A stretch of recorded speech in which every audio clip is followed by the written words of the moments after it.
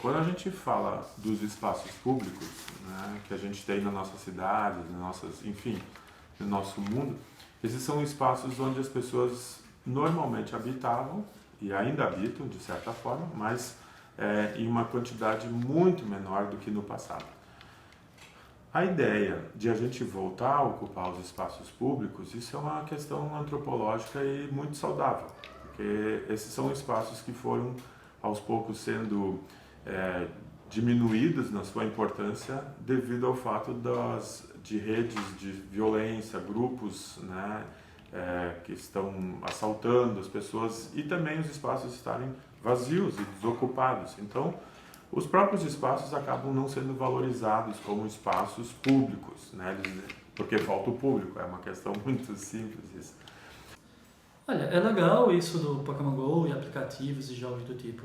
Estão fazendo com trabalho, com os pontos turísticos da cidade, com espaços públicos, de incentivar as pessoas a irem lá, porque é uma maneira mais de levar essas pessoas até lá, de conversarem e utilizarem esses espaços públicos, né?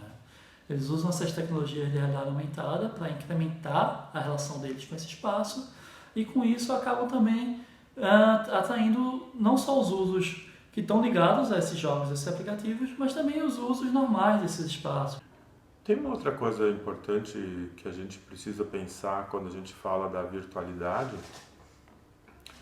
é que se a gente não percebe bem o que é a virtualidade, aonde ela se insere na nossa vida, a gente pode trocar a relação pessoal que a gente deveria ter com o outro, com a outra pessoa, por um ser virtual, né?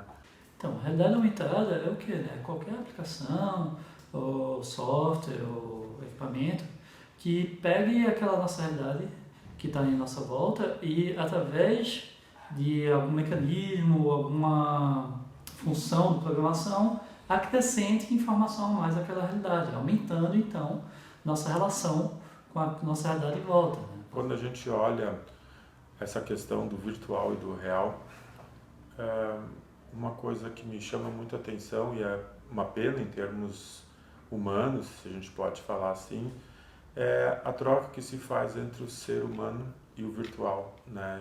Trocando, deixando de lado a figura da pessoa humana que está ao nosso lado e pegando nesse lugar um virtual, um aspecto virtual. Um aplicativo no seu celular que bota um filtro naquela imagem que você está vendo, pode ser um mapa digital que vai percebendo quais são os restaurantes que tem em volta para indicar um restaurante legal, ou alguma coisa desse tipo. Agora, a ideia de desenvolver um jogo virtual para voltar a ocupar os espaços públicos, isso é uma ideia, antropologicamente falando, muito saudável e muito interessante do ponto de vista de construção ou de reconstrução da sociedade. A pessoa que teve a brilhante ideia de fazer isso através dos joguinhos, né, conseguiu fazer as pessoas voltarem para os espaços públicos, mas tem um detalhe importante. Foi inserido um ser virtual e as pessoas precisam ir atrás desse ser virtual num espaço real. O que acontece com o ser humano que vai fazer isso?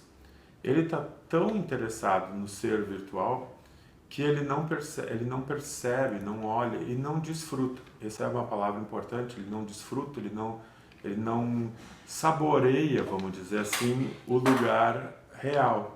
E ele só vai atrás desse ser virtual.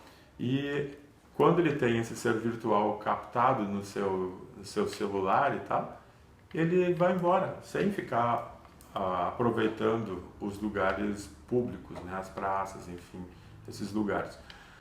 No entanto, isso não é 100% verdade, porque muitas pessoas acabam, depois de ter jogado, buscado seus bonequinhos lá, né, acabam olhando à volta e se deslumbrando novamente com a natureza, ou com a beleza, quem sabe, de uma praça, de um chafariz, ou, muito mais importante, olhar as pessoas que estão caminhando lá, o que já constitui um valor agregado muito grande. Visitas a museus, passeios no parque, encontro com amigos, passeio de bicicleta e tudo mais dessa vivência desses espaços públicos que sem esse tipo de incentivo acaba sendo menor.